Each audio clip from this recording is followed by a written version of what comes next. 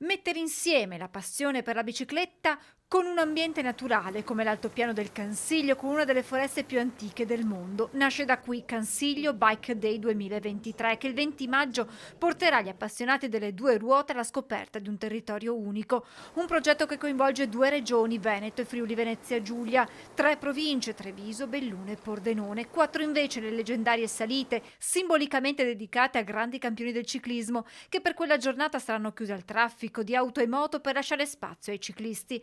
La salita tutta asfaltata di Vittorio Veneto Fregona, quella consigliata alle bici Gravel o mountain bike di Farra dal Pago, Malga Mezzomiglio e Campon.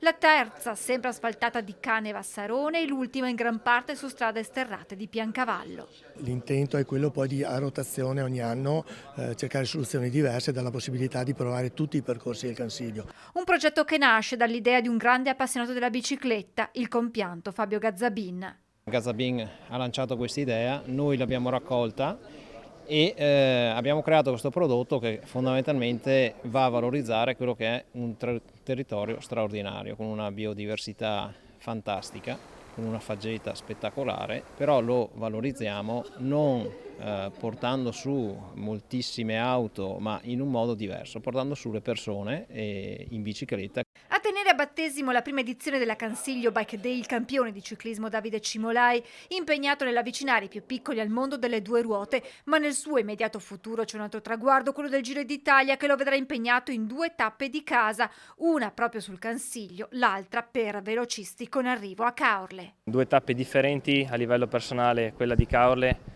motivato per provare a vincere, a portare a casa una tappa del Giro d'Italia che più volte mi è sfuggita negli anni, ho diversi podi, diversi piazzamenti, mentre Cansiglio da vivere soprattutto per il pubblico.